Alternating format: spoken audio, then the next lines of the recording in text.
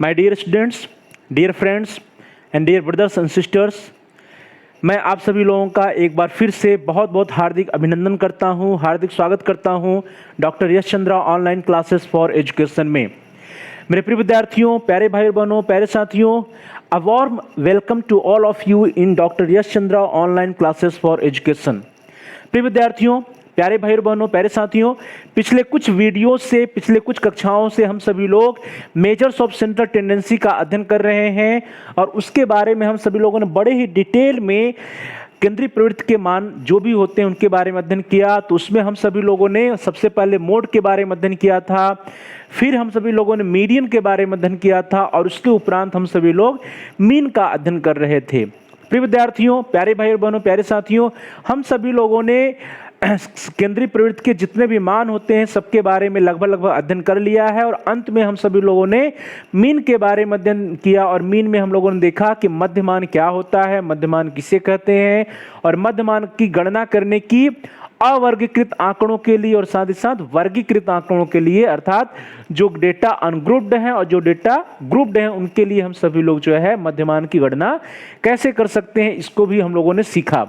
उसके उपरांत प्रिय विद्यार्थियों, प्यारे भाइयों बहनों, प्यारे साथियों, जो आज की कक्षा है, जो यह वीडियो है प्रिय विद्यार्थियों, आज की कक्षा में हम सभी लोग एक बहुत ही महत्वपूर्ण टॉपिक के बारे में चर्चा करेंगे, महत्वपूर्ण टॉपिक के बारे में अध्ययन करेंगे प्रिय विद्यार्थियों। दैट इज द प्रॉपर्टीज और कैरेक्टरिस्टिक्स या मेरिट्स ऑफ मीन। प्रिय विद्यार्थियों, प्रॉपर्टीज, कैरेक्टरिस्टिक्स और मेरिट्स ऑफ मीन, मध्यमान की विशेषताएं या मध्यमान के गुणों के बारे में चर्चा करेंगे प्रिय विद्यार्थियों।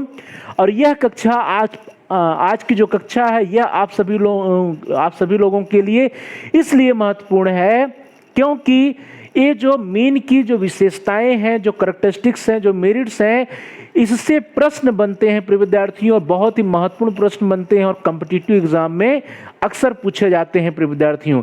इसलिए आप सभी लोगों से आग्रह है कि आप सभी लोग पूरे वीडियो को देखिए और जो भी इसकी कैरेक्टरिस्टिक्स है, विशेषताएं हैं, प्रॉपर्टीज और मीन है, उसको आप अच्छे से समझने का प्रयास करिए जिससे कि आप सभी लोग अपने एग्जाम में, अपने कॉम्पिटिटिव एग्जाम में अच्छा कर पाएं और जो मीन के बारे में आपकी नॉलेज है उसमें भी अच्छी खासी जो है वृद्धि हो सके। तो प्रिय विद्यार्थियों, प्यारे भाई बहनों, प्यारे साथियों, आज की क्लास को हम सब लोग बढ़ाते हैं, स्टार्ट करते हैं।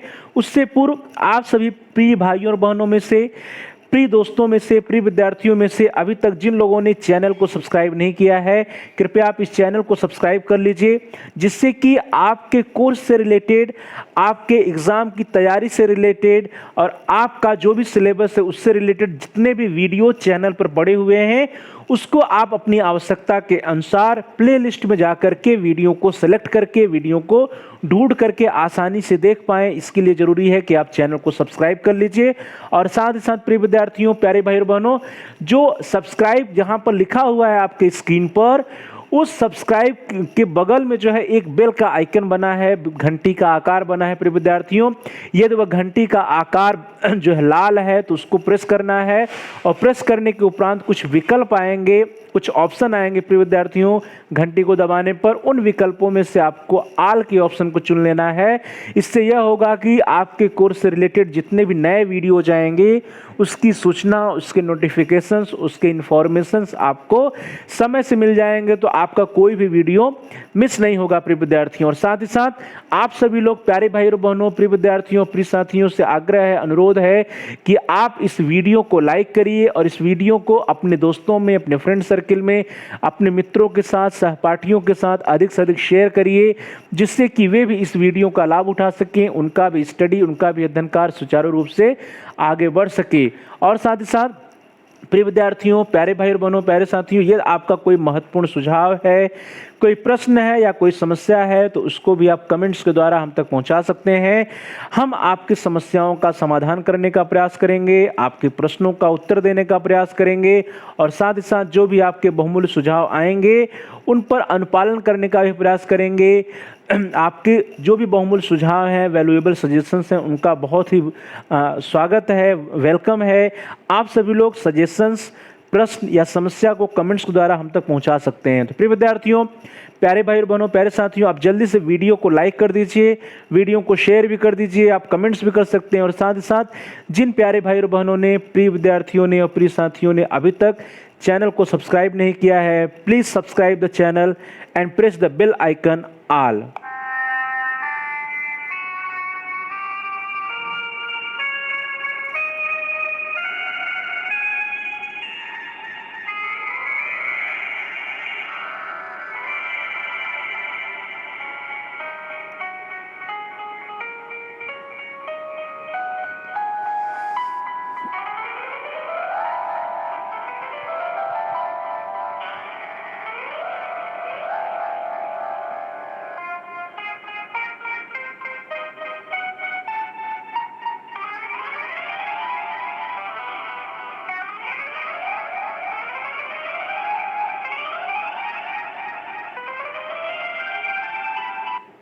चलिए दोस्तों, आज की क्लास को स्टार्ट किया जाए। आज की कक्षा को हम सभी लोग प्रारंभ करते हैं। प्रिय विद्यार्थियों, आज की क्लास में, आज की कक्षा में हम सभी लोग देखेंगे कि what are the major properties और कैरेक्टरिस्टिक्स और मेरिट्स ऑफ मीन। प्रिय विद्यार्थियों, मध्यमान की प्रमुख विशेषताएं क्या है, मध्यमान के गुण क्या होते हैं, इसके बारे में हम सभी लोग आज की कक्षा में चर्चा करेंगे। प्रिय विद्यार्थियों, और जो भी विशेषताएं हैं प्रिय विद्यार्थियों, इसको आप अच्छे से समझने का प्रयास करिएगा, क्योंकि इन विशेषताओं से संबंधित प्रश्न जो है कॉम्पिटिटिव एग्जाम में अक्सर पूछे जाते हैं। तो प्रिय विद्यार्थियों, the first characteristics of mean is centre of the gravity of the distribution. प्रिय विद्यार्थियों, प्राप्तांकों के वितरण का गुरुत्व केंद्र होता है। जो मीन है, जो मध्यमान है, वह centre of the gravity of the distribution होता है, प्राप्तांकों के वितरण का गुरुत्व केंद्र होता है। प्रिय विद्यार्थियों, इसको हम सभी लोग इस तरह से कह सकते हैं कि मध्यमान प्राप्तांकों के वितरण का गुरुत्व केंद्र होता है। दूसरे शब्दों में, मध्यमान किसी सीधी रेखा पर रखी आदर्श वस्तुओं के गुरुत्व केंद्र या संतुलन बिंदु, that is point of balance के भौतिक प्रत्यय या फिजिकल कंसेप्ट के समतुल्य है। प्यारे भाई बहनों, प्यारे साथियों, आप सभी लोग जो फिजिकल कंसेप्ट या भौतिकी प्रत्यय है बैलेंस का, इसको आप सभी लोग जानते हैं, इससे चिर परिचित हैं। वो क्या होता है विद्यार्थियों कि यदि हम लोग जो है तराजू से कुछ तौलते हैं, तो आप सभी लोग जानते हैं बैलेंस क्या होता है। जब दोनों तरफ का वेट, दोनों तरफ का भार जब बराबर होता है, तभी वो क्या होता है, बैलेंस होता है। तो प्रिय विद्यार्थियों, इस तरह से जो बैलेंस का नॉर्मल सा जो कंसेप्ट है प्रिय विद्यार्थियों, ये तराजू एक ले लिया जाए, वेट बॉक्स एक ले लिया जाए, तो दोनों तरफ जब भार बराबर होगा तभी क्या होगा, वो बैलेंस कहा जाएगा। तो प्रिय विद्यार्थियों, जो बैलेंस या संतुलन बिंदु की हम लोग बात करते हैं, इस तरह से ये देख लिए जाए तो दोनों तरफ जब वेट बराबर होंगे तभी इसको हम सभी लोग बैलेंस कहते हैं, समतुल्य कहते हैं। यह तो है फिजिकल कंसेप्ट ऑफ बैलेंसिंग और physical concept of gravity of the distribution. तो प्रिय विद्यार्थियों, अब हम सभी लोग बात कर रहे हैं कि जो मध्यमान होता है, वो मध्यमान जो है प्राप्तांकों का गुरुत्व केंद्र होता है, या that is the centre of the gravity of the distribution. प्यारे भाई बहनों, गुरुत्व केंद्र वास्तव में वह बिंदु है जिस पर एक तरफ का दबाव दूसरी तरफ के दबाव के बराबर होता है। प्रिय विद्यार्थियों, इसको हम सभी लोगों ने, यदि फिजिकल कंसेप्ट की बात करें तो हम लोगों ने देखा कि हम इसको बैलेंस कब कहेंगे, जब इधर भी जो वेट है और इधर भी जो वेट है, दोनों वेट क्या होंगे, एग्जैक्ट होंगे, बराबर होंगे, तो उसको हम सभी लोग, जो भौतिकी प्रत्यय होता है उसमें हम लोग उसको संतुलित या बैलेंस कहते हैं। अब यहां पर बात आ रही कि गुरुत्व केंद्र वास्तव में वह बिंदु है जिस पर एक तरफ का दबाव दूसरी तरफ के दबाव के बराबर होता है। तो प्रिय विद्यार्थियों, यहां पर बिंदु से विभिन्न भारों की दूरियों को संबंधित भारों से गुणा करने पर प्राप्त संख्याओं का योग जो होता है, इससे हम सभी लोग जो है दबाव कह रहे हैं। तो प्रिय विद्यार्थियों, जो दबाव या फोर्स की बात किया जा रहा है अंकों के केस में, डिस्ट्रीब्यूशन के केस में, तो वह कहा जा रहा है कि बिंदु से विभिन्न भारों के दूरियों को संबंधित भारों से गुणा करने पर प्राप्त संख्याओं का जो योग होगा उसे ही हम लोग दबाव या भार कह रहे हैं इस अंकों के केस में। प्रिय विद्यार्थी, और भी क्लियर होगा जब हम लोग देखेंगे कि प्राप्तांकों को अंक रेखा या नंबर लाइन पर व्यवस्थित करने पर संतुलन की स्थिति मध्यमान पर आलंब या फलक्रम रखने पर ही प्राप्त होता है। प्रिय विद्यार्थियों, आप सभी लोग जानते हैं आप सब लोग साइंस में पढ़े हैं कि फलक्रम या आलम्ब क्या होता है। आलम्ब प्रिय विद्यार्थियों क्या होता है, जब कोई वजन होता है, वेट होता है, तो उसमें आलम्ब वह बिंदु होता है जहां पर वो क्या होता है, बैलेंस होता है। वह बिंदु जिससे कि दोनों तरफ वो बैलेंस, अर्थात इधर का, लेफ्ट का और राइट का दोनों तरफ जो है बैलेंस जिस बिंदु पे होता है उसी को हम लोग आलम्ब या फलक्रम कहते हैं। तो यहाँ पर यह अंकों की बात की जाए तो प्राप्तांकों को अंक रेखा या नंबर लाइन पर जब हम व्यवस्थित करते हैं प्रिय विद्यार्थियों, तो नंबर लाइन पर या अंक रेखा पर व्यवस्थित करने पर संतुलन की स्थिति कहां पर बनती है, मध्यमान पर बनती है, मीन पर बनती है, और इसीलिए इसको हम लोग आलम्ब भी कह सकते हैं कि मध्यमान जो होता है वह आलम्ब या फलक्रम का कार्य करता है। तो प्यारे भाई बहनों, इस तरह से अतः मध्यमान को प्राप्तांकों के वितरण का गुरुत्व केंद्र या संतुलन बिंदु भी कहा जा सकता है। तो प्रिय विद्यार्थियों, चूंकि जब प्राप्तांकों को हम सभी लोग नंबर लाइन पर व्यवस्थित करते हैं तो जो संतुलन की स्थिति कहां पर बनती है, मध्यमान पर बनती है।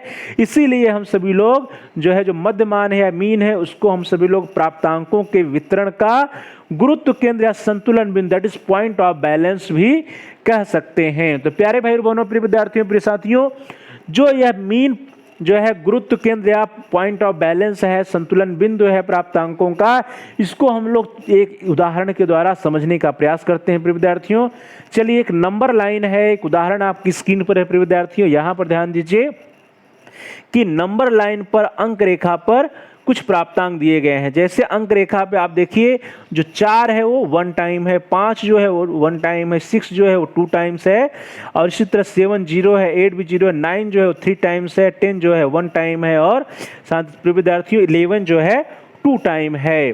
तो इस तरह से कुछ जो है स्कोर्स दिए गए हैं प्रिय विद्यार्थियों, और उपयुक्त चित्र में 10 प्राप्तांक, दैट इज 4 5 4 5 6 4 हो गया, 5 हो गया, 6 हो गया 2 बार, देखिए यहाँ पर 6 2 टाइम्स है, 9 9 9 3 टाइम्स, तो 9 3 टाइम्स है, 11 2 टाइम्स है, तो 11 यहाँ पर 2 टाइम्स, और 10 1 टाइम है, तो 10 1 टाइम्स है। तो फिर विद्यार्थियों, स्क्रीन पर जो है आप देखिए ध्यान से, तो एक नंबर लाइन दिया हुआ है जिस पर 10 प्राप्तांकों को दर्शाया गया है, 10 प्राप्तांकों को दिखाया गया है। प्यारे भाई बहनों, प्रिय विद्यार्थियों, यदि इन 10 प्राप्तांकों का हम सभी लोग मीन निकालने का प्रयास करें, मध्यमान निकालने का प्रयास करें, तो क्या होगा प्रिय विद्यार्थियों, जल्दी से आप सभी लोग इसका मीन निकालिए। क्या होगा, सबसे पहले हमें क्या करना पड़ेगा, इस सारे स्कोर को जोड़ना पड़ेगा, एडिशन करना पड़ेगा।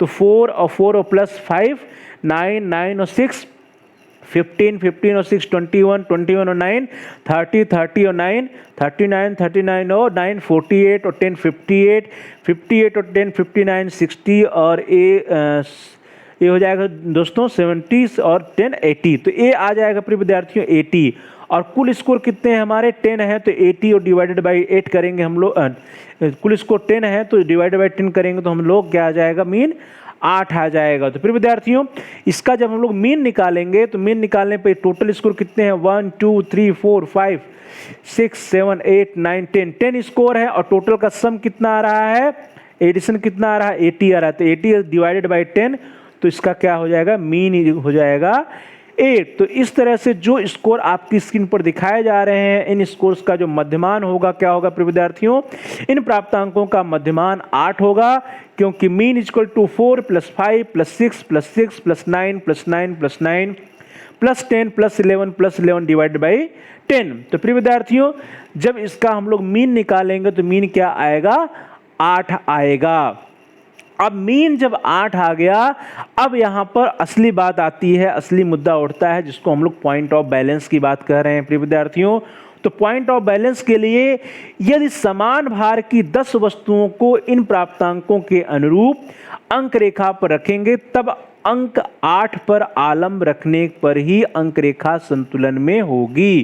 क्योंकि प्रिय विद्यार्थियों क्या होगा, कहा जा रहा है कि मीन 8 आया है। मीन 8 आने से क्या अभिप्राय है कि यहाँ पे जो बीच में वैल्यू जो आ रही है वो 8 क्या है, 8 मीन आ रही है। तो इसका मतलब यह हुआ कि इस साइड पर और इस साइड पे, लेफ्ट हैंड साइड पे और राइट हैंड साइड के जो मान होंगे वो क्या होंगे, बराबर होने चाहिए। तो प्रिय विद्यार्थी, इसको हम लोग समझने का प्रयास करते हैं कि यदि समान भार की 10 वस्तुओं को इन प्राप्तांकों के अनुरूप अंक रेखा पर रखेंगे तब अंक 8 पर आलम रखने पर ही अंक रेखा संतुलन में होगी। क्यों होगी प्रिय विद्यार्थियों, चलिए इसको देखते हैं हम लोग कि जो भी स्कोर दिया हुआ है यहाँ पर उसके अनुसार यहाँ पर देखिए 4 1 टाइम है तो 8 माइनस हमने 4 कर दिया, 5 1 टाइम है तो 8 माइनस 5 कर दिया, 6 2 टाइम है तो 8 माइनस 6 कर दिया और यहाँ पे हमारा ये मीन आ रहा है तो इसके लेफ्ट का जो मान है और इसके जो राइट का मान है देखिए यहाँ पे 9 3 टाइम्स तो 9 माइनस 8 9 माइनस 8 9 माइनस 8, 10 जो है 1 टाइम है तो 10 माइनस 8, 11 2 टाइम्स है तो 11 माइनस 8 11 माइनस 8 दोनों हम लोगों ने कर दिया। अब इसका मान क्या होना चाहिए विद्यार्थियों, दोनों तरफ चूंकि बैलेंस है तो दोनों तरफ इसके मान बराबर आने चाहिए, तो इसको सॉल्व कर दीजिए। ये आ जाएगा 4 + 3 + 2 + 2 और राइट हैंड साइड में क्या आ जाएगा 1 + 1 + 1 + 2 + 3 + 3। फिर विद्यार्थी इसको स्कोर करिएगा तो आप लोग देखिए कि आपकी स्क्रीन पर मान है बोथ साइड में क्या है 11 11 आ रहा है। तो बोथ साइड में 11 11 आने से क्या अभिप्राय है, इसका सीधा सीधा अभिप्राय है कि जो हमारा 8 है, जो नंबर लाइन पे 8 बिंदु है वो क्या है, मीन है, मध्यमान है। इसीलिए जो बोथ साइड पे जो मान जो आ रहे हैं, जो डेविएशन आ रहा है प्रिय विद्यार्थियों, जो विचलन आ रहा है वो डेविएशन क्या है 11 11 आ रहा है, इक्वल आ रहा है। चूंकि डेविएशन इक्वल आ रहा है, बराबर आ रहा है, तो इससे यह स्पष्ट होता है कि जो हमारा 8 है वो क्या है, मध्यमान है और वो क्या है, पॉइंट ऑफ बैलेंस भी है। तो प्रिय विद्यार्थियों इस तरह से यह स्पष्ट है कि मध्यमान के एक ओर स्थित प्राप्तांकों का मध्यमान से लिए गए विचलनों या डेविएशन का योग मध्यमान के दूसरे ओर स्थित प्राप्तांकों के विचलनों के योग के बराबर है। जो हम लोगों ने अभी करके देखा, हम लोगों ने डेविएशन देखा कि मध्यमान अर्थात 8 के लेफ्ट साइड और 8 के राइट साइड में जो मध्यमान रहे, मध्यमान से जो उनका विचलन रहा, डेविएशन रहा, जिसको हम लोगों ने 8 - 1 8 - 4 इस तरह से किया था, और राइट हैंड साइड में जो 11 - 8 10 - 8 इस तरह से हम लोगों ने किया था, उसके उपरांत जो स्कोर आया वो क्या आया 11 11 आया। तो इससे स्पष्ट क्या हुआ कि जो मध्यमान से जो विचलनों है, विचलनों का योग जो है वो लेफ्ट हैंड साइड और राइट हैंड साइड में बराबर हो रहा है। तो इसके आधार पर हम सभी लोग कह सकते हैं कि जो समेशन x - m होता है, अर्थात विद्यार्थियों समेशन x - m क्या हुआ, प्राप्तांकों से जो मध्यमान का डेविएशन होता है, यदि लेफ्ट हैंड साइड और राइट हैंड साइड दोनों को जोड़ दिया जाएगा तो क्या हो जाएगा, चूंकि इधर लेफ्ट हैंड साइड और राइट हैंड साइड में क्या है 11 है तो क्या हो जाएगा, एक पॉजिटिव एक निगेटिव, तो क्या हो जाएगा प्रिय विद्यार्थियों, वो हो जाएगा 0 के इक्विवेलेंट हो जाएगा। तो इस तरह आसानी से हम लोग कह सकते हैं कि जो मध्यमान के लिए गए विचलनों का योग मध्यमान के दूसरे ओर स्थित प्राप्तांकों के विचलनों के योग बराबर होता है, और उसका यदि हम लोग समेशन कर देंगे तो क्या आ जाएगा 0 आ जाएगा। तो इस तरह से एक फार्मूला निकल के आता है समेशन x - m = 0।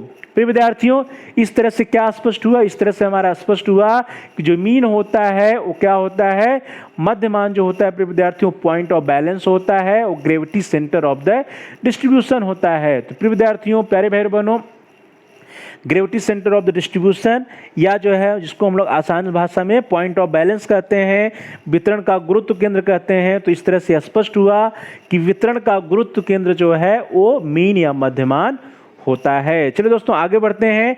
अगला जो अब विशेषता है, अगली जो करैक्टरिस्टिक्स है मेरिट से मीन की, that is the least sum of square या न्यूनतम वर्ग योग।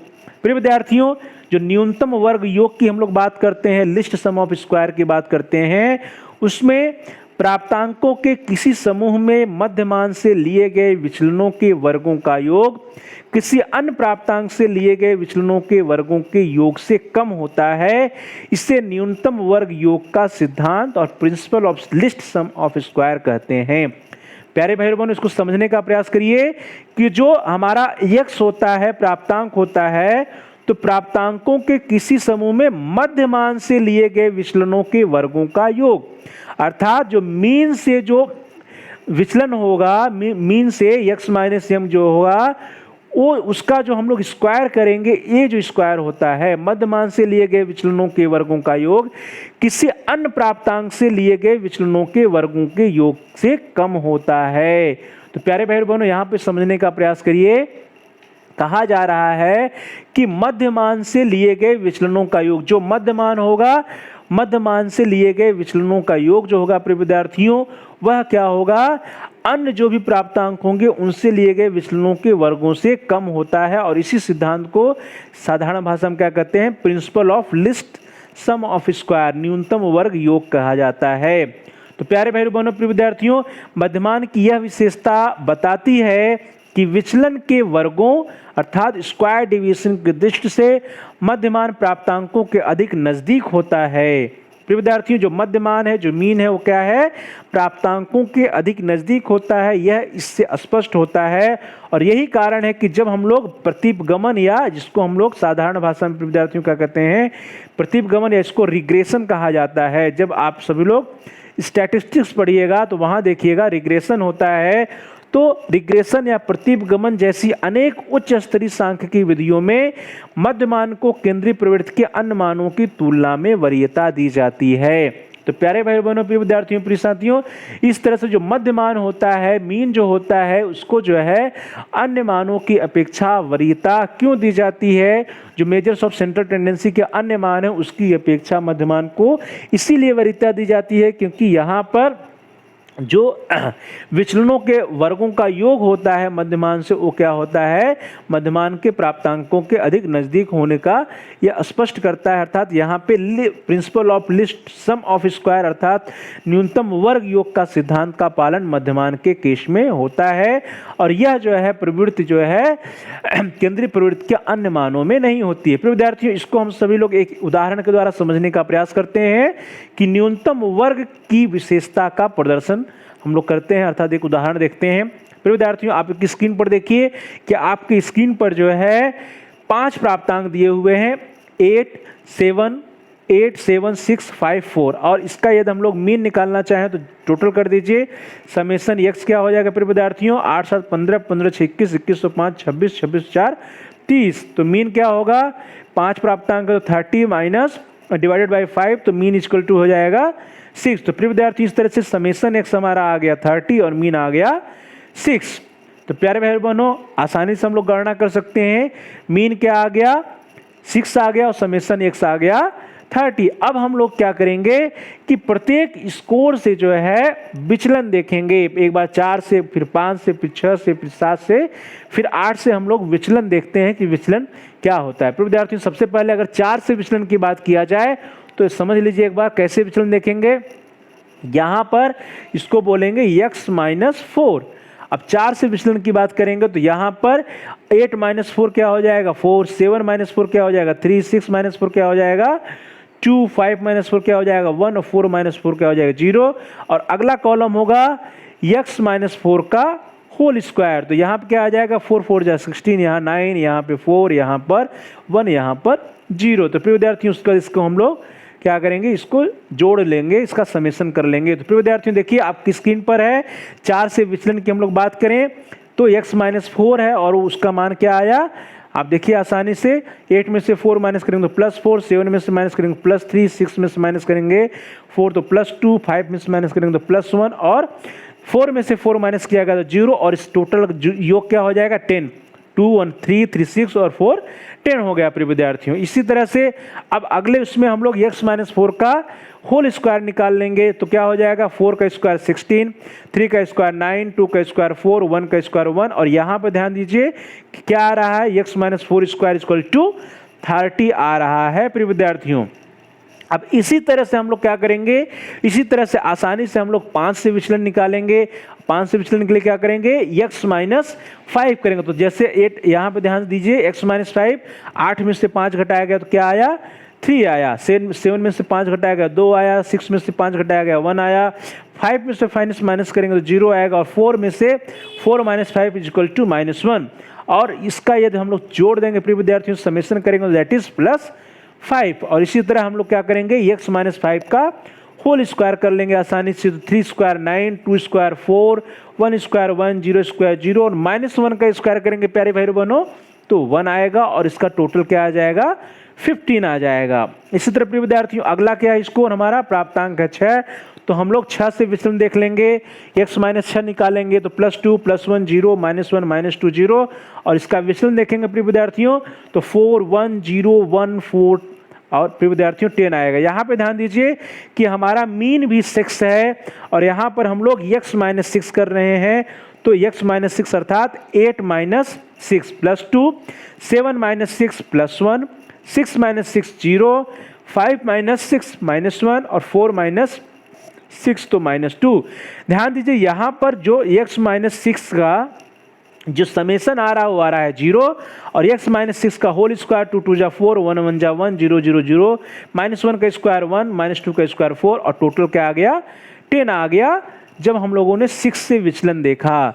इसी तरह प्यारे भाई बहनों 7 से भी हम लोग विचलन देख लेंगे। 7 से करेंगे तो -1 0 -1 -2 -3 और -6 योग आ जाएगा। स्क्वायर करेंगे तो x माइनस 7 को होल स्क्वायर 1 0 1 4 9 और इसका समेशन आ जाएगा 15। इसी तरह 8 से यदि हम लोग करें तो 8 से क्या आ जाएगा प्रिय विद्यार्थियों, x माइनस 8 करेंगे तो पहले में 0, दूसरे में -1, तीसरे -2, चौथे में -3, 5 और अगले में जो है प्रिय विद्यार्थियों -4 और अंत में इसका समेशन क्या आ जाएगा -10।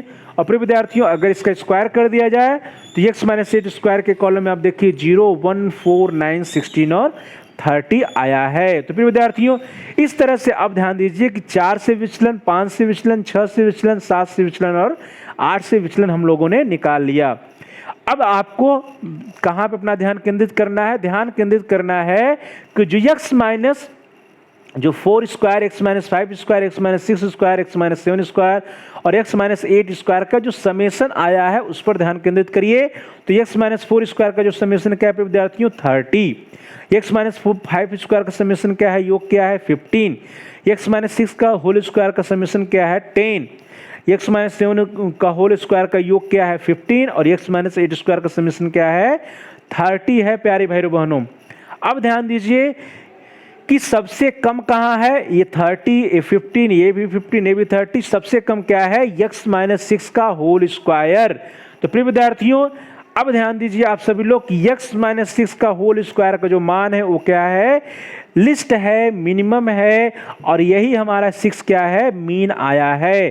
तो इससे क्या सिद्ध होता है प्यारे भाई बहनों प्रिय विद्यार्थियों कि लिस्ट सम ऑफ स्क्वायर या न्यूनतम वर्ग का योग होता है, अर्थात मध्य मान से जो प्राप्तांक जो होते हैं वे अधिक नजदीक होते हैं, इसलिए यहाँ पे विचलन जो है, विचलन का जो स्क्वायर है प्रिय विद्यार्थियों वो क्या आया 0 आया। तो इस तरह से प्यारे भाई बहनों जो इसका सेकंड जो कैरेक्टरिस्टिक्स रही, जो सेकंड इसकी विशेषता रही that is least sum of square या न्यूनतम वर्ग योग, वह जो है स्पष्ट होता है, क्लियर होता है। इस उदाहरण के द्वारा हम लोगों ने उसको और स्पष्ट करने का प्रयास किया। चलिए दोस्तों आगे बढ़ते हैं। अगली विशेषता है that is effect of arithmetic operation of a constant with the scores, प्राप्तांकों के साथ किसी स्थिरांक से अंकगणितीय संक्रियाओं का प्रभाव। तो प्यारे भाई और बहनों, प्रिय विद्यार्थियों, प्रिय साथियों, आप सभी लोग जब कॉम्पिटिटिव एग्जाम देंगे, चाहे आपका किसी पीजीटी का एग्जाम हो, एलटी का एग्जाम होगा या फिर असिस्टेंट प्रोफेसर का एग्जाम होगा, यहाँ तक कि आपके नेट में भी इस प्रकार के प्रश्न आते हैं, यूपीएससी के एग्जाम में भी इस प्रकार के प्रश्न जो है एजुकेशन के सब्जेक्ट में आते हैं प्रिय विद्यार्थियों। तो यह जो प्रश्न, इससे बहुत अधिक प्रश्न बनता है कि प्राप्तांकों के साथ किसी स्थिरांक से अंकगणितीय संक्रियाओं पर क्या प्रभाव पड़ता है प्रिय विद्यार्थियों। तो यदि हम लोग मीन की बात करते हैं तो सभी प्राप्तांकों में किसी स्थिरांक दैट इज कांस्टेंट जिसको हम लोग कहते हैं, सभी प्राप्तांकों में किसी स्थिरांक को जोड़ देना अर्थात एडिशन, घटा देना दैट इज सब्सट्रैक्शन, गुणा करना अर्थात मल्टीप्लिकेशन अथवा भाग देना दैट इज डिवीजन पर मध्यमान का मान उसी स्थिरांक से बढ़ जाता है, घट जाता है, गुणा हो जाता है अथवा भाग हो जाता है। प्यारे भाई बहनों, प्यारे विद्यार्थियों, प्यारे साथियों, ध्यान दीजिएगा, कहा जा रहा है कि यदि हम जो है जितने भी स्कोर हैं, जितने भी प्राप्तांक हैं, सभी प्राप्तांकों में किसी कांस्टेंट, किसी स्थिरांक को जोड़ दें या घटा दें या गुणा कर दें या भाग कर दें प्राप्तांकों में, तो जो मध्यमान का मान होता है प्रिय विद्यार्थियों, जो मीन की वैल्यू होती है, मध्यमान के मान में भी उतना ही जुड़ जाएगा या उतना ही घट जाएगा, उतना ही गुणा हो जाएगा अथवा उतना ही भाग हो जाएगा। इसको दूसरे भाषा में हम लोग कहें प्रिय विद्यार्थियों, दूसरे शब्दों में, तो यदि सभी प्राप्तांकों के साथ किसी स्थिरांक से अंकगणितीय संक्रिया that is addition, subtraction, multiplication और डिवीजन कर दी जाए, तब इस प्रकार से प्राप्त परिवर्तित प्राप्तांकों का मध्यमान मूल प्राप्तांकों के मध्यमान से उसी स्थिरांक से उसी संक्रिया को करने पर प्राप्त हो जाता है। तो प्यारे भाई बहनों प्रिय विद्यार्थियों, सीधा सीधा कहने का अभिप्राय है कि आप प्राप्तांकों के साथ जो भी मैथमेटिकल ऑपरेशन कीजिएगा, अपने आप जो मीन की वैल्यू होगी, जो मध्यमान होगा, उस पर भी वही संक्रिया, वही भी ऑपरेशन हो जाता है। प्रिय विद्यार्थियों, इसको हम सभी लोग एक उदाहरण के द्वारा समझने का प्रयास करते हैं। एक सारणी देखिए आपकी स्क्रीन पर बन रही है, आ रही है। उस सारणी का नाम है कि स्थिरांक से अंकगणितीय संक्रिया का मध्यमान पर प्रभाव। प्रिय विद्यार्थियों, इसको दिखाने के लिए हम लोगों ने 5 विद्यार्थियों के कुछ प्राप्तांक लिए। छात्र हैं आपके सामने, स्क्रीन पर है ABCDE और इनके स्कोर है प्यारे भाई बहनों 7, 6, 5, 4 और 3। अब जल्दी से सबसे पहले इसका क्या निकाल दीजिए आप सभी लोग, इसका मीन निकालिए। तो मीन निकालने के लिए हमको जोड़ना पड़ेगा, जोड़ दीजिए। समेशन क्या आ जाएगा, 7 और प्लस 6 13 और 13 प्लस 5 18, 18 प्लस 4 22 और 23 और 3 क्या हो जाएगा प्रिय विद्यार्थियों 25। और चूंकि यहाँ पे n क्या है 5 है, तो इसको डिवाइड कर देंगे तो मीन हमारा आ जाएगा 5। तो इस तरह से प्रिय विद्यार्थियों समेशन आ गया 25 और मीन आ गया 5। तो प्यारे भाइयों बहनों प्यारे विद्यार्थियों, समेशन है 25, मीन है 5। अब हम सभी लोग क्या करेंगे, एक कांस्टेंट लेंगे, एक कोई जो है कोई भी स्थिरांक लेंगे या कोई भी मान लेंगे और उस मान से जो भी स्कोर दिया गया प्रिय विद्यार्थियों, सभी स्कोरों में हम क्या करेंगे, मैथमेटिकल ऑपरेशन करेंगे। उसमें क्या करेंगे प्रिय विद्यार्थियों, सबसे पहले हम लोग एक बार जोड़ेंगे, फिर एक बार माइनस करेंगे, एक बार डिवीजन करेंगे और एक बार मल्टीप्लिकेशन करेंगे और एक बार लास्ट में डिवीजन करने का कार्य करेंगे। और तब देखेंगे प्रिय विद्यार्थियों को जो मीन या मध्यमान का मान है इस पर क्या प्रभाव पड़ता है। तो प्रिय विद्यार्थियों, प्यारे भाई बहनों, प्यारे साथियों, चलिए सबसे पहले क्या करेंगे हम सभी लोग कि जितने भी स्कोर हैं सभी स्कोर में हम लोग 2 जोड़ने का प्रयास करते हैं। सभी प्राप्तांकों में हम सभी लोग 2 जोड़ने का प्रयास करते हैं। तो प्रिय विद्यार्थियों, ये सभी प्राप्तांकों में हम लोग क्या करें, 2 जोड़ने का प्रयास करें। 2 जोड़ें तो क्या होगा, यहाँ पर a हो जाएगा 9, a हो जाएगा 8, a हो जाएगा 7, a हो जाएगा 6, a हो जाएगा 5। और प्रिय विद्यार्थियों, इनका समेशन क्या हो जाएगा, 5 × 5 11, 11 7 18, 18 26, 26 9 35 हो जाएगा प्यारे भाई बहनों। और इसका मीन क्या हो जाएगा, चूंकि स्कोर 5 है तो 5 से डिवाइड कर देंगे तो मीन हो जाएगा 7। तो समेशन आ जाएगा 35 और मीन आ जाएगा 7।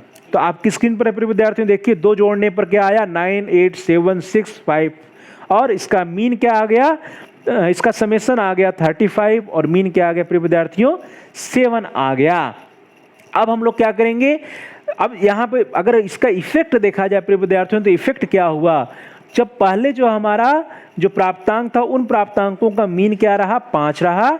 और यहाँ पर ध्यान दीजिए कि जब हमने सभी प्राप्तांकों में 2 जोड़ दिया तो यहाँ पे जो मीन का मान आया वो 7 आया, दैट इज 5 + 2। तो इसका मतलब जो मीन रहा उसमें भी क्या हो गया, 2 से जुड़ गया, 2 जुड़ गया। तो कहने का अभिप्राय यही हुआ कि जो स्कोर के साथ प्राप्तांकों के साथ जो मैथमेटिकल ऑपरेशन किया गया वही मैथमेटिकल ऑपरेशन क्या हो गया, मीन के साथ भी हो गया। तो इसका इफेक्ट आपकी स्क्रीन पर है प्रिय विद्यार्थियों, देख लीजिए कि जो हमने मैथमेटिकल ऑपरेशन, जो एडिशन का ऑपरेशन हमने सबसे पहले किया और वह ऑपरेशन जो है हमने जब स्कोर के साथ किया, प्राप्तांकों के साथ किया, तो वही ऑपरेशन मध्यमान के साथ हो गया।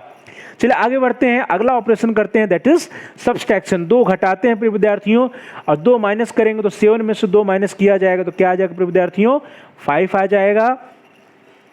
6 में से 2 माइनस करेंगे तो क्या आएगा, 4 आएगा। 5 में से 2 माइनस करिए 3 आया, 4 में से 2 माइनस करिए 2 आया, 3 में से 2 माइनस करिए 1 आया। और इसको यदि हम लोग जोड़ दें प्रिय विद्यार्थियों तो 2 1 और 3 3 3 6 6 और 4 10 और 10 और प्लस 5 15 आ गया। और इसका यदि मान हम ये क्या हो गया, समेशन। और यदि का मीन निकालें प्रिय विद्यार्थियों तो 15 डिवाइडेड बाई 5 होगा, क्योंकि n = 5 है तो मीन = 3 हो गया। तो प्यारे भाई बहनों, प्रिय विद्यार्थियों, प्रिय साथियों, इस तरह से यदि हम सभी प्राप्तांकों में 2 घटा दें तो 2 घटाने पे जो स्कोर आएगा वो आपकी स्क्रीन पर है प्रिय विद्यार्थियों।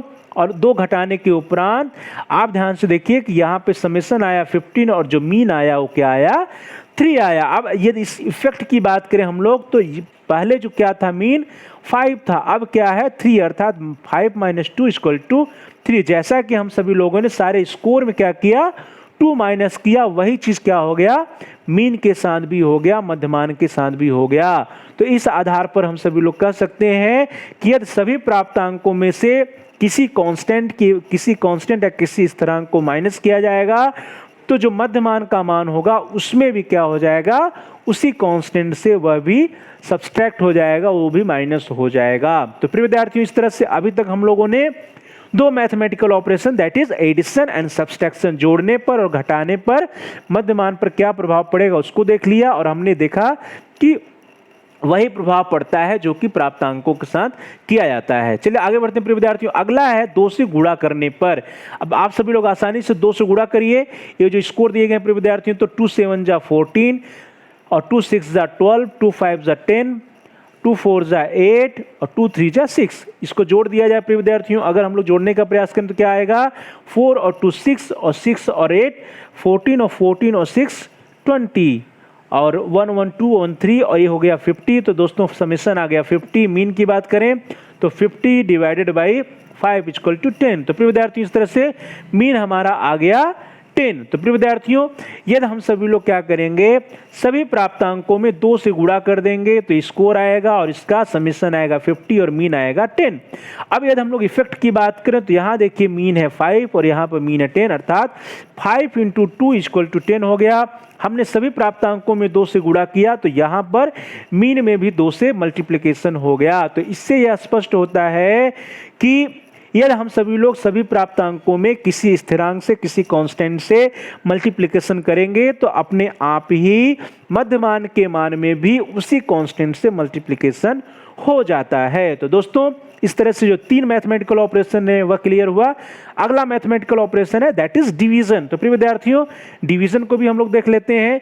अब हम लोग क्या करेंगे कि जो भी स्कोर है हमारे पास, जो भी ओरिजिनल प्राप्तांक है, इसको हम लोग 2 से डिवाइड करेंगे। तो करिए दोस्तों, 7 को 2 से डिवाइड करिएगा तो आएगा 3.5, 6 को करिएगा तो 3 आएगा, 5 को करिएगा तो 2.5 आएगा, 4 को करिएगा तो 2 आएगा और 3 को करिएगा तो 1.5 आएगा। इसको जोड़ दीजिए प्रिय विद्यार्थियों, तो क्या आएगा, यदि हम लोग इसको एडिशन कर दिया जाए, जोड़ दिया जाए तो 5 5 10 और 10 5 15 और 3 और 3 6, 6 और 2 8, 8 2 10 11 और 12.5 आ गया इसका समेशन। और यदि हम लोग मीन की बात करें तो 12.5 को 5 से डिवाइड किया जाएगा तो 5 2 = 10 और 5 5 = 25, तो 2.5। तो इस तरह से प्रिय विद्यार्थियों क्या आ जाएगा, इस तरह से जो मीन आएगा प्रिय विद्यार्थियों वो क्या आया, हमारी स्क्रीन पर देखिए मीन है 2.5। अब यदि हम लोग इफेक्ट की बात करें तो हमारा ओरिजिनल मीन था 5 और 5 को हमने 2 से डिवाइड कर दिया तो 2.5 आ गया, जो कि हमारा मीन है। इस तरह से यह स्पष्ट हुआ कि हमने प्राप्तांकों के साथ जो संक्रिया की वही संक्रिया क्या हो रही है, मध्यमान के साथ भी हो रही है। तो प्यारे भाई बहनों, प्रिय विद्यार्थियों, प्रिय साथियों, इस तरह से हमने यह स्पष्ट किया, यह स्पष्ट हुआ कि जो भी संक्रियाएं हम सभी लोग प्राप्तांकों के साथ करेंगे वही संक्रिया जो है अपने आप ऑलरेडी मध्यमान के साथ भी हो जाएगा। और यह जो प्रॉपर्टी है मध्यमान की, बहुत ही इंपॉर्टेंट प्रॉपर्टी है प्रिय विद्यार्थियों। उपर्युक्त सारणी से स्पष्ट है कि प्राप्तांकों के साथ 2 की संक्रिया जोड़, ऋण, गुणा व भाग परिवर्तित करने पर प्राप्तांकों के लिए मध्यमान की गणना की गई और स्पष्ट है कि मध्यमान भी क्रमशः 2 से बढ़ गया, घट गया, गुणा हो गया अथवा भाग हो गया। तो प्रिय विद्यार्थियों, इस तरह से जो है यह स्पष्ट हो जा रहा है कि किसी भी स्थिरांक से यदि हम सभी लोग जो है मध्यमान के जो स्कोर है, प्राप्तांक है, उसमें कोई संक्रिया करेंगे तो अपने आप ही मध्यमान का जो मान होगा उसमें भी वो संक्रिया हो जाएगी। प्रिय विद्यार्थियों, यह जो विशेषता है बहुत ध्यान देने वाली बात है कि मध्यमान की यह विशेषता मध्यांक और बहुलांक के लिए भी मान्य है। ध्यान दीजिएगा प्रिय विद्यार्थियों, यहाँ से भी प्रश्न बन सकता है कि ये जो विशेषता रही है, जो विशेषता आपकी तीसरी रही है दैट इज प्राप्तांकों के साथ किसी भी स्थिरांक से अंकगणितीय संक्रियाओं पर जो प्रभाव है प्रिय विद्यार्थियों, वह सिर्फ और सिर्फ मीन के लिए ही नहीं है, वह मीडियन के लिए भी है और मोड के लिए भी है। तो प्यारे भाई बहनों, प्यारे विद्यार्थियों, आप सभी लोग जो से आग्रह है कि आप सभी लोग अपने से प्रैक्टिस करके देखिए कि क्या मीडियन और मोड के मान पर भी इस तरह का प्रभाव पड़ता है। तो यहाँ पे कहा जा रहा है कि मध्यमान की यह विशेषता मध्यांक और बहुलांक के लिए भी मान्य है, और इसको आप लोग हमेशा याद रखिएगा, इससे भी महत्वपूर्ण क्वेश्चंस जो है बनते हैं। चलो दोस्तों आगे बढ़ते हैं। अगली विशेषता है दैट इज सेंसिटिविटी और संवेदनशीलता। तो प्रिय विद्यार्थियों, संवेदनशीलता या सेंसिटिविटी से तात्पर्य कुछ प्राप्तांकों के मान में होने वाले संक्षिप्त परिवर्तनों से मध्यमान का प्रभावित हो जाने से है। प्रिय विद्यार्थियों, संवेदनशीलता या सेंसिटिविटी से अभिप्राय है कि यदि जो स्कोर है उन स्कोर्स में उन प्राप्तांकों के मान में यदि थोड़ा बहुत भी परिवर्तन किया जाए तो मध्यमान का मान क्या कितना प्रभावित होता है, वही जो है सेंसिटिविटी दर्शाता है या संवेदनशीलता दर्शाता है। तो प्रिय विद्यार्थियों, केवल एक या दो प्राप्तांकों में जरा सा भी परिवर्तन होने पर मध्यमान में परिवर्तन आ जाता है, जब तक कि प्राप्तांकों के परिवर्तन एक दूसरे को समायोजित या काउंटर बैलेंस न कर दें। तो प्रिय विद्यार्थियों ध्यान दीजिएगा आप सभी लोग, कहा जा रहा है कि सिर्फ और सिर्फ किसी भी एक प्राप्तांक में, दो प्राप्तांक में यदि थोड़ा सा भी हम लोग परिवर्तन कर देंगे तो मध्यमान का जो मान है वो अपने आप तुरंत चेंज हो जाएगा, तुरंत परिवर्तित हो जाएगा। अर्थात कहने का अभिप्राय यह है कि जो मीन होता है वो बहुत ही अधिक संवेदनशील होता है, क्योंकि जो प्राप्तांक है, जो स्कोर है प्राप्तांक है, उसमें यदि थोड़ा सा भी परिवर्तन किया जाएगा तो मध्यमान के मान में परिवर्तन हो जाएगा, और यह तब तक परिवर्तन होता है जब तक कि उसको हम लोग काउंटर बैलेंस ना कर लें, समायोजित ना कर लें। तो प्रिय विद्यार्थियों, इससे हम कह सकते हैं कि जो मध्यमान होता है वो बहुत ही अधिक सेंसिटिव होता है।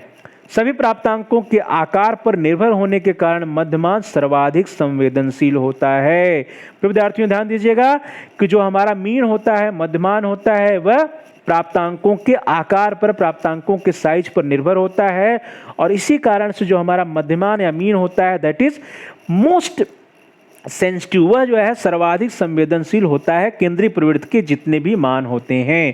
तो प्यारे भाई बहनों, प्रिय विद्यार्थियों ध्यान दीजिएगा कि केंद्रीय प्रवृत्ति के जितने भी मान होते हैं that is mean, median, mode, जो है उन सब में सबसे अधिक सेंसिटिव या सबसे अधिक संवेदनशील कौन होता है?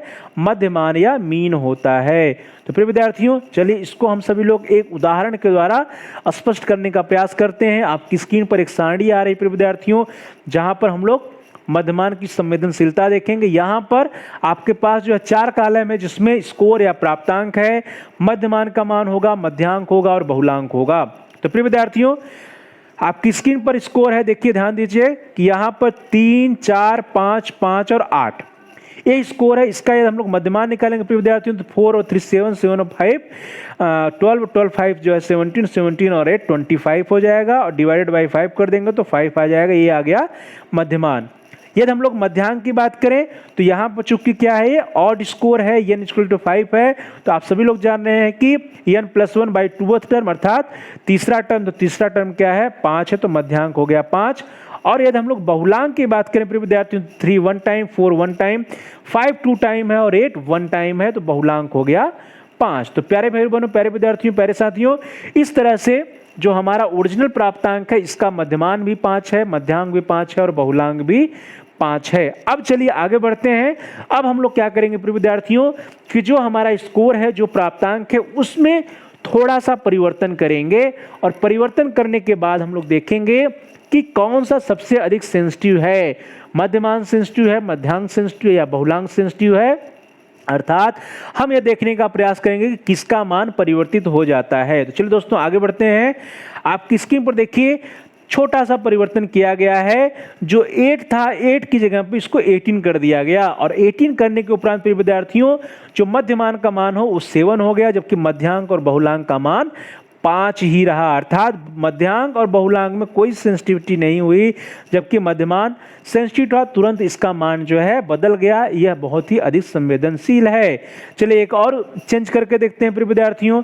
अगला चेंज किया गया है कि जो ऊपर देखिए यहाँ पे जो 5 था 5 की जगह पे क्या कर दिया गया, 8 कर दिया गया। सिर्फ एक प्राप्तांक, एक स्कोर पर चेंज किया गया, और देखिए यहाँ पे जो मध्यमान का मान है वो अपने आप तुरंत चेंज हो जाता है, और जो बहुलांक का मान है वो चेंज होता है, परंतु जो है मध्यांक का मान चेंज नहीं होता है। तो प्रिय विद्यार्थियों, यह रहा एक दूसरा उदाहरण। अगला एक चेंज हम लोग करके और देखते हैं प्यारे भाई बहनों। अगला चेंज करते हैं, चलिए स्क्रीन पे आपके है। हमने क्या किया, इस चेंज में 8 की जगह पर 23 कर दिया। जब 8 की जगह पे 23 किया गया तो यहाँ पे ध्यान दीजिए कि मध्यमान का मान सिर्फ चेंज हुआ और मध्यांक और बहुलांक के मान में कोई भी परिवर्तन नहीं रहा। तो प्रिय विद्यार्थियों, कहने का अभिप्राय है कि जो यह चेंज किया गया या परिवर्तन किया गया, इस परिवर्तन के परिणाम स्वरूप सिर्फ और सिर्फ मध्यमान के मान में परिवर्तन हुआ, अर्थात मध्यमान ही इस चेंज के प्रति सेंसिटिव रहा और बाकी मध्यांक और बहुलांक इस चेंज के प्रति सेंसिटिव नहीं रहा। चलिए एक और उदाहरण देखते हैं प्रिय विद्यार्थियों। ये उदाहरण जो है 3, 4, 5 और 8, यहाँ पे ध्यान दीजिए कि यहाँ पे परिवर्तन कहाँ हुआ है प्रिय विद्यार्थियों। यहाँ पे देखिए 3, 4 है, यहाँ पे 3, 4 है, यहाँ पे ये जो 5 था उसकी जगह पे यहाँ पे 4 किया गया है। तो प्रिय विद्यार्थियों ध्यान दीजिएगा कि 5 की जगह पर यहाँ पर 4 किया गया है, एक परिवर्तन किया गया है। और इस परिवर्तन करने के उपरांत क्या हो गया, इस परिवर्तन करने के उपरांत प्रिय विद्यार्थियों मध्यमान देखिए हो गया 4.8, मध्यांक हो गया हमारा 4 और बहुलांक हो गया 4। तो प्यारे भाई बहनों, प्रिय विद्यार्थियों, प्रिय साथियों, अब जो है जो महत्वपूर्ण बात निकल के आती है वो देखिए कि हमने जो है 1, 2, 3, 4 4 बार हमने जो है अपने प्राप्तांक में थोड़ा सा चेंज किया। और 4 बार में देखिए जो पहली बार में जो है सिर्फ मध्यमान में जो है सेंसिटिविटी है, परिवर्तन होता है, यहाँ नहीं होता है। दूसरी बार में यहाँ पर होता है, यहाँ नहीं होता है, यहाँ भी यहाँ होता है, बहुलांक में होता है। तीसरी बार में यहाँ होता है, यहाँ नहीं होता, यहाँ नहीं होता, और चौथी बार में सब में होता है। प्रिय विद्यार्थियों, अब ध्यान दीजिएगा कि यहाँ पर मध्यमान के मान में प्रत्येक टाइम्स, एवरी टाइम्स जो है हर बार जो है यहाँ पे परिवर्तन हो रहा है, जबकि यहाँ पर मात्र एक बार, यहाँ पर मात्र 2 बार परिवर्तन हो रहा है। मध्यांक मात्र 1 बार और बहुलांक मात्र 2 बार परिवर्तन हुआ। तो प्रिय विद्यार्थियों, इससे यह स्पष्ट होता है कि हमारा जो मध्यमान है वो क्या है, मोस्ट सेंसिटिव है in comparison to median and mode. तो प्रिय विद्यार्थियों, मीडियन और मोड की अपेक्षा हमारा जो मध्यमान होता है वो सबसे अधिक संवेदनशील होता है, सर्वाधिक संवेदनशील होता है। चलिए दोस्तों आगे बढ़ते हैं। अगली विशेषता है मीन की, दैट इज द स्टेबिलिटी या अस्थायित्व। प्रिय विद्यार्थियों, अस्थायित्व या स्टेबिलिटी की बात की जाए तो अस्थायित्व से तात्पर्य है कि प्राप्तांकों की संख्या के घटने या बढ़ने पर मध्यमान के अपेक्षाकृत कम प्रभावित होने से है। प्रिय विद्यार्थियों, यदि जो है स्कोर जो है, नंबर ऑफ स्कोर जो है, प्राप्तांक है, उन प्राप्तांकों में कोई एक प्राप्तांक खत्म हो जाए, घट जाए या बढ़ जाए तो क्या होगा, जो है मध्यमान के मान में परिवर्तन, ये जो है अस्थायित्व है। और जो मध्यमान के मान में परिवर्तन होता है प्रिय विद्यार्थियों, वो क्या होता है, सबसे कम होता है। तो चूंकि मध्यमान के मान में परिवर्तन सबसे कम होता है, इसलिए हम लोग कह सकते हैं कि मध्यमान का मान जो है वो स्टेबल है। अस्थायी से तात्पर्य प्राप्तांकों की संख्या n के घटने या बढ़ने पर मध्यमान की अपेक्षाकृत कम प्रभावित होने से है। तो यह कहने का अभिप्राय है कि जब कोई एक स्कोर घटता या बढ़ता है तो वहां पर जो मीन का वैल्यू होता है वो बहुत ही कम चेंज होता है, हल्का फुल्का उसमें चेंजेस आते हैं। तो प्रिय विद्यार्थियों, प्यारे भाई बहनों, प्यारे साथियों, इस तरह से हम कह सकते हैं कि जो मध्यमान है, केंद्रीय प्रवृत्ति का सर्वाधिक अस्थायित्व वाला मान स्वीकार किया जाता है। अब ध्यान दीजिएगा, प्रश्न यहीं से आते हैं कि केंद्रीय प्रवृत्ति का सर्वाधिक अस्थायित्व वाला मोस्ट स्टेबल स्कोर या मोस्ट स्टेबल जो है वैल्यू कौन सा होता है, मीन होता है, मीडियन होता है या मोड होता है। तो केंद्रीय प्रवृत्ति का सर्वाधिक अस्थायित्व वाला मान कौन सा है, मीन है। तो प्रिय विद्यार्थियों ध्यान दीजिएगा, यहां से प्रश्न आएगा, समूह में कुछ व्यक्तियों के जुड़ जाने या हट जाने पर मध्यमान के मान के सबसे कम प्रभावित होने की संभावना होती है जब तक जुड़ गए अथवा हटाए गए व्यक्तियों के प्राप्तांक किसी एक छोर पर स्थित ना हो।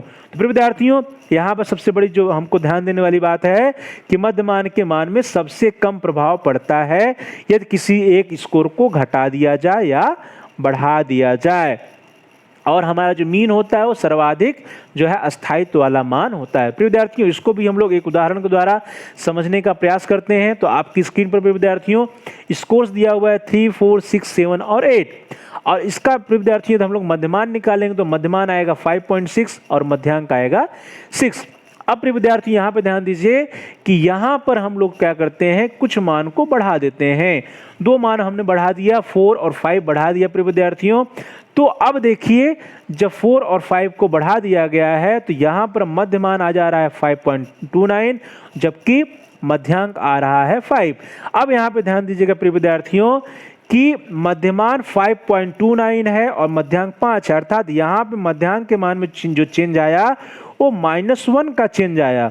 जबकि यहाँ पर प्रिय विद्यार्थियों देखिए तो हम लोग कहेंगे कि यहाँ पे जो चेंज आया वो कितना आया चेंज, 0.31 का चेंज आया। तो यहाँ पे 0.31 का चेंज आ रहा है, यहाँ पे पूरा 1 का चेंज आया। तो इस तरह से जो है सबसे कम प्रभाव मध्यमान में पड़ता है और उससे अधिक प्रभाव जो है मध्यांक या बहुलांक पर पड़ता है प्रिय विद्यार्थियों। तो इस तरह से हम लोग यह कह सकते हैं कि जो हमारा मध्यमान होता है वह सर्वाधिक स्टेबल होता है, सबसे अधिक स्थायित्व वाला मान होता है। प्यारे भाई बहनों, प्यारे विद्यार्थियों, मध्यांक प्राप्तांकों के क्रम पर आधारित होता है जबकि मध्यमान आकार पर आधारित होता है। आप सभी लोग जानते हैं कि जो मीडियन होता है, मध्यांक होता है, वहां पर जो स्कोर होते हैं उसकी सीक्वेंसिंग की वैल्यू होती है, जबकि मीन जो होता है, मीन पर जो स्कोर होता है उसके साइज का प्रभाव पड़ता है, उस पर आधारित होता है। तो प्राप्तांकों का मध्य बिंदु बदलने पर मध्यांक में अधिक परिवर्तन हो सकता है, किंतु प्राप्तांकों के आकार में होने वाले परिवर्तन सभी प्राप्तांकों में बराबर बराबर बढ़ जाने के कारण सूक्ष्म परिवर्तन के रूप में ही मध्यमान को प्रभावित कर पाते हैं। तो विद्यार्थियों कहा जा रहा है कि चूंकि जो मध्यांक है वो क्या है, प्राप्तांकों के क्रम पर आधारित होता है, इसलिए यदि हम जो है कुछ स्कोर परिवर्तन कर देते हैं तो मध्यांक का मान बहुत ही अधिक परिवर्तित हो जाता है। परंतु ये जो प्राप्तांक की बात करें तो यह आकार पर जो डिपेंड होता है और जो भी परिवर्तन होता है वो सभी प्राप्तांकों में इक्वली डिस्ट्रीब्यूट हो जाता है, बराबर बराबर बढ़ जाता है, जिसके कारण जो मीन का मान होता है उसमें सूक्ष्म परिवर्तन आता है। चलिए दोस्तों आगे बढ़ते हैं। अगला जो है अगली जो विशेषता है इसकी वह क्या है, मध्यमान प्रत्येक प्राप्तांक से प्रभावित होता है। वितरण के किसी भी प्राप्तांक को घटाने या बढ़ाने से वितरण का मध्यमान भी घटता या बढ़ता है। तो फिर विद्यार्थियों यह भी क्या है, अभी जो हम लोगों ने चर्चा किया सेंसिटिविटी की, वही बात यहाँ पे कही जा रही है कि किसी भी स्कोर के मान को यदि हम घटा दें या बढ़ा दें तो मध्यमान का मान भी, मीन का मान भी घट जाएगा या बढ़ जाएगा। अगली विशेषता है प्रिय विद्यार्थियों कि मध्यमान वितरण का संतुलन बिंदु होता है क्योंकि इसके ऊपर व नीचे दोनों ओर विचलनों का योग शून्य होता है। तो प्रिय विद्यार्थियों इसकी चर्चा हम लोगों ने पूर्व में ही किया, इसकी चर्चा हम लोगों ने सबसे पहले ही किया कि जो मध्यमान होता है वो क्या होता है, वितरण का संतुलन बिंदु होता है, वितरण का गुरुत्व केंद्र होता है क्योंकि इसके ऊपर और नीचे दोनों ओर जो विचलनों का योग होता है, जिसको हम लोगों ने कहा था समेशन x माइनस m, वो क्या होता है, दैट इज इक्वल टू 0। चलो दोस्तों आगे बढ़ते हैं। अगली विशेषता इसकी है कि मध्यमान पर अंकगणित व बीजगणित that is arithmetic and algebra के नियम लागू होते हैं, इसलिए यह अनुमानित सांख्यिकी की गणना में अत्यंत उपयोगी एवं महत्वपूर्ण होता है। प्यारे भाई बहनों, प्रिय विद्यार्थियों, प्रिय साथियों, यहाँ पे ध्यान दीजिएगा कि अरिथमेटिक और अलजेब्रा में जो भी मीन होते हैं, मीन जो है अरिथमेटिक और अलजेब्रा के सारे नियम मीन पर लागू होते हैं, इसलिए जो है इन्फ्रेंशियल स्टैटिस्टिक्स या स्टैटिस्टिक्स में जो है सांख्यिकी में सबसे अधिक प्रयोग मीन का होता है, मध्यमान का होता है। तो प्रिय विद्यार्थियों मध्यमान पर अंकगणित व बीजगणित अरिथमेटिक और अलजेब्रा के सारे नियम जो है लागू होते हैं, और चूंकि सभी नियम जब लागू हो रहे हैं तो यह जो है इन्फ्रेंशियल स्टैटिस्टिक्स में या अनुमानित सांख्यिकी में इसका प्रयोग सर्वाधिक होता है। यदि मध्यांक और बहुलांक की बात करें तो उससे बहुत ही अधिक जो है प्रयोग मीन का स्टैटिस्टिक्स में किया जाता है। अगली विशेषता है प्रिय विद्यार्थियों की मध्यमान की मानक त्रुटि या स्टैंडर्ड एरर मध्यांक और बहुलांक की तुलना में कम होती है। तो स्टैंडर्ड एरर या मानक त्रुटि की बात किया जाए तो मध्यांक और बहुलांक की तुलना में मध्यमान की स्टैंडर्ड एरर जो होती है वह बहुत ही कम होती है। चलिए दोस्तों आगे बढ़ते हैं। अगली विशेषता है कि वितरण के दोनों छोरों पर स्थित प्राप्तांकों का मध्यमान पर सबसे अधिक प्रभाव पड़ता है। प्रिय विद्यार्थियों जब हम लोगों ने बात किया था मीडियन की या मोड की, तो वहां पर हम लोगों ने देखा था कि जो छोरों पर स्थित प्राप्तांक है उसका बहुत कम प्रभाव पड़ता था, लेकिन यहां पर बात किया जाए तो वितरण के दोनों छोरों पर स्थित प्राप्तांकों का मध्यमान पर सबसे अधिक सर्वाधिक प्रभाव पड़ता है। यह भी एक इसकी विशेषता है। अगली विशेषता है विद्यार्थियों कि केंद्रीय प्रवृत्ति के मापकों में यह सबसे अधिक विश्वसनीय है और सबसे निश्चित मापक है। यहाँ पे ध्यान दीजिएगा कि सबसे अधिक विश्वसनीय, मोस्ट जो है रिलायबल है और मोस्ट स्टेबल है। सबसे निश्चित मापक कौन सा है? सबसे निश्चित मापक या सबसे अधिक विश्वसनीय मापक जो होता है वह कौन होता है? मीन होता है, मध्यमान होता है। मध्यमान जो है यह तुलनात्मक अध्ययन में सुगमता प्रदान करता है, अर्थात जहां भी हमको कंपैरिजन करना होता है, तुलना करना होता है, सांख्यिकी में तुलना करने के लिए हम सभी लोग आसानी से मीन निकालते हैं सभी स्कोर्स का, प्राप्तांक का, और समूहों के बीच में तुलना कर लेते हैं। तो फिर विद्यार्थियों कंपैरिजिव स्टडी में कंपैरिजन करना है, कंपैरेटिव स्टडी यदि है, तुलनात्मक अध्ययन में मध्यमान के द्वारा हमें सुगमता होती है। फिर विद्यार्थियों मध्यमान को ज्ञात करने के लिए प्राप्तांकों या अंकों के क्रम में व्यवस्थित करने की आवश्यकता नहीं होती है। जैसा आप सभी लोग जान रहे हैं कि मोड निकालना था या हम लोगों को मीडियन निकालना था, तो वहाँ पे हम लोग जो है प्राप्तांकों को अरेंज करते थे, व्यवस्थित करते थे। परंतु मीन की बात किया जाए तो मीन में जो है प्राप्तांकों को, स्कोर को जो है व्यवस्थित करने की कोई आवश्यकता नहीं है। जैसे भी स्कोर होते हैं उन सभी को सिर्फ और सिर्फ हम लोग जोड़ देते हैं और जोड़ के आसानी से उसका मीन निकाल लेते हैं। चलिए दोस्तों, ये लंबी चौड़ी लिस्ट रही कि व्हाट आर द कैरेक्टरिस्टिक्स और मेरिट्स ऑफ मीन, मध्यमान की क्या क्या विशेषताएं हैं, ये लंबी चौड़ी लिस्ट रही। अब अंत में हम लोग देख लेते हैं कि व्हाट आर द लिमिटेशंस और डिमेरिट्स ऑफ मीन, मध्यमान की कमियां क्या हैं, दोष क्या हैं विद्यार्थियों। तो यदि हम लोग कमियों की बात करें तो जब प्राप्तांकों का वितरण अपूर्ण होता है अथवा मुक्त छोरों वाला हो तो मध्यमान की गणना नहीं की जा सकती। फिर विद्यार्थियों कहने का अभिप्राय यह है कि जब हमारे सारे स्कोर्स ना हो, जब हमारे सारे प्राप्तांक ना हो, या ओपन एंडेड वाला जो है हमारा डेटा हो, अर्थात जो डेटा के सारे वैल्यूज ना हो, सारे स्कोर्स ना हो, अंत में क्या स्कोर उसका हमें जानकारी ना हो, तो वहां पर ऐसी परिस्थिति में हम सभी लोग मध्यमान की गणना नहीं कर सकते हैं। तो कहने का अभिप्राय है कि मध्यमान की गणना करने के लिए यह आवश्यक है कि सारे प्राप्तांक हमारे पास हों, जो प्राप्तांकों का विवरण जो है पूरा हमारा पूर्ण होना चाहिए, समंक पूरे होने चाहिए, डेटा पूरे होने चाहिए। तो यह इसकी पहली डिमेरिट रही विद्यार्थियों।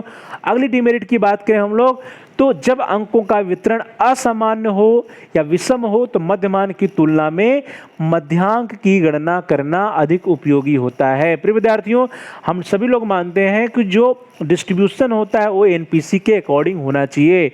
अब बात आती है कि यदि एनपीसी के अकॉर्डिंग हमारा डिस्ट्रीब्यूशन नहीं है, वितरण असामान्य है या विषम है, उसमें स्क्यूनेस है, तो प्रिय विद्यार्थियों जब स्क्यूनेस होता है या वितरण हमारा असामान्य होता है तो वहां मध्यमान की अपेक्षा मध्यांक की गणना करना अधिक उपयोगी होता है। तो फिर विद्यार्थियों ऐसा हम लोग कह सकते हैं कि मध्यमान जो है, जब हमारा डिस्ट्रीब्यूशन, जब हमारा वितरण जो है असामान्य हो, विषम हो, एनपीसी के अकॉर्डिंग ना हो, तो ऐसी परिस्थितियों में मध्यमान की अपेक्षा मध्यांक या मीडियन की गणना करना अधिक उपयोगी होता है।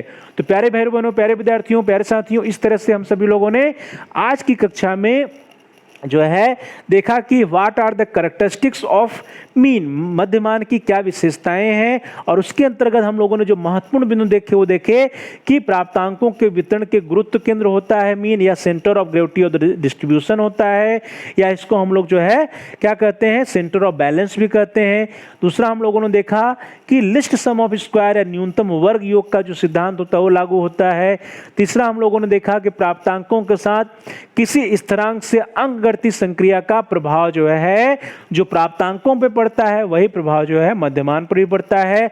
और उसके बाद हम लोगों ने देखा सेंसिटिविटी की बात किया, संवेदनशीलता की बात किया, तो उसमें हम लोगों ने देखा कि जो मध्यमान होता है वो सबसे अधिक संवेदनशील होता है। स्टेबिलिटी की बात किया तो स्थायित्व में हम लोगों ने देखा कि यदि जो है किसी एक स्कोर को हटा दिया जाए, कम कर दिया जाए, तो जो मध्यमान का मान होता है उसमें बहुत ही कम परिवर्तन होता है, जबकि मीन या मीडियन या मोड की बात की जाए तो उसमें जो है परिवर्तन अधिक होता है। तो प्रिय विद्यार्थियों, प्यारे भाई बहनों, प्यारे साथियों, इस तरह से हम सभी लोगों ने आज की कक्षा में जो मध्यमान या मीन होता है उसकी क्या क्या अच्छाइयाँ हैं, क्या विशेषताएं हैं और क्या कमियां हैं, उसके बारे में विस्तृत रूप से अध्ययन किया। मुझे पूरी उम्मीद है कि आप सभी लोग इसको स्पष्ट रूप से समझ गए होंगे। आप सभी लोगों का बहुत बहुत धन्यवाद। Thanks for watching, thanks to all of you. Please like share and comment on the video. प्रिय विद्यार्थियों, प्यारे भाई बहनों, प्यारे साथियों, आप सभी लोग इस वीडियो को लाइक करिए, इस वीडियो को अपने दोस्तों में, अपने फ्रेंड सर्कल के साथ, अपने मित्रों में अधिक से अधिक शेयर करिए, जिससे कि आपके फ्रेंड्स भी इसका लाभ उठा सकें। और साथ ही साथ आप कमेंट्स भी करिए इस वीडियो के ऊपर। कमेंट के द्वारा आप सभी लोग जो है अपने बहुमूल्य सुझाव दे सकते हैं। आपकी कोई समस्या है या कोई प्रश्न है उसको भी हम तक पहुंचा सकते हैं। हम आपके प्रश्नों का उत्तर देने का प्रयास करेंगे, आपकी समस्याओं का समाधान करने का प्रयास करेंगे और साथ ही साथ आपके जो भी सजेशंस आएंगे, जो सुझाव आएंगे, उन पर अनुपालन करने का प्रयास करेंगे। तो प्रिय विद्यार्थियों, please like share and comment on the video, also subscribe the channel.